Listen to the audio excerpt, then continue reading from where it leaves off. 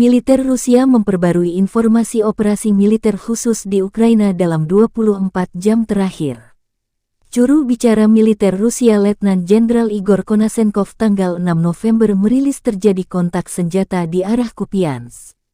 Kelompok taktis Batalion 1 Angkatan Bersenjata Ukraina didukung berusaha menyerang posisi pasukan Rusia di barisan depan menuju Novosyolovskoye, Republik Rakyat Lugansk. Unit musuh dipukul balik oleh serangan yang diluncurkan Angkatan Udara Rusia, didukung sistem penyembur api berat, artileri, dan aksi intensif pasukan Rusia. Unit-unit musuh ini dipaksa kembali ke posisi awal, kata Igor Konasenkov. Selain itu, kelompok taktis Kompi musuh berusaha menyerang posisi Rusia di dekat Kotliarovka, wilayah Kharkov.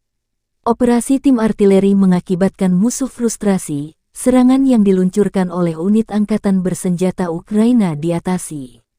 Hingga 200 personel Ukraina, 8 tank, 9 kendaraan tempur lapis baja, dan 8 pikap dieliminasi ke arah yang disebutkan di atas.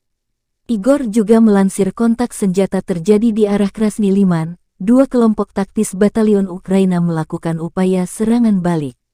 Namun berhasil digagalkan di Ploshchanka, Artyomovka, Stelmachovka, Republik Rakyat Lugansk, dan Yampolovka, Republik Rakyat Donetsk. Serangan yang diluncurkan artileri Rusia dan penerbangan mengakibatkan musnahnya hingga 250 personel dan nasionalis Ukraina, 2 tank, 4 kendaraan tempur lapis baja, 1 sistem roket multi peluncuran MLRS tingkat 1, 1 sistem artileri self-propellet, dan 12 kendaraan bermotor.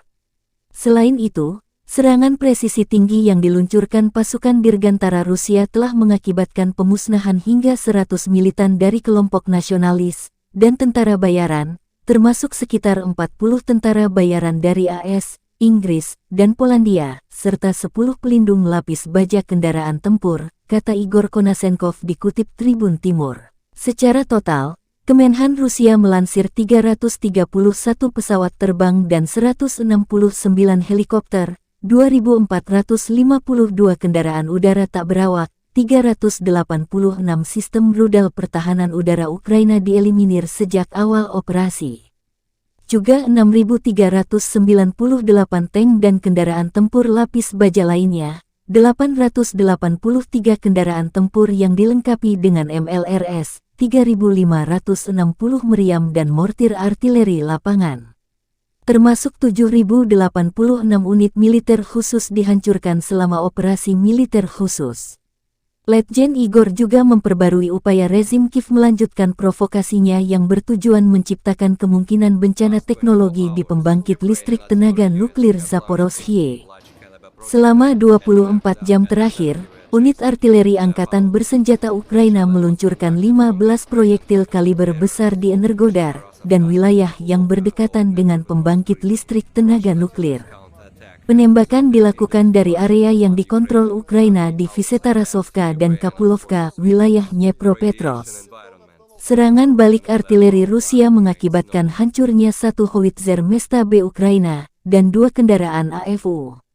Lingkungan radiasi di pembangkit listrik tenaga nuklir Zaporozhye tetap normal, kata Igor.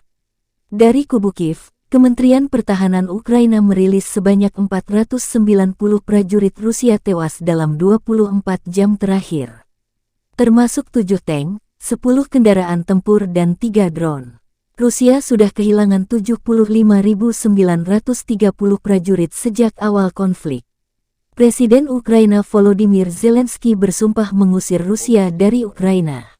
Dengan bantuan militer dari Barat dan negara sahabat, Ukraina memberi perlawanan kepada Rusia. Dari Amerika Serikat dilaporkan, Washington Post menulis pemerintahan Presiden Joe Biden secara pribadi mendesak Presiden Ukraina Volodymyr Zelensky untuk negosiasi perdamaian dengan Rusia.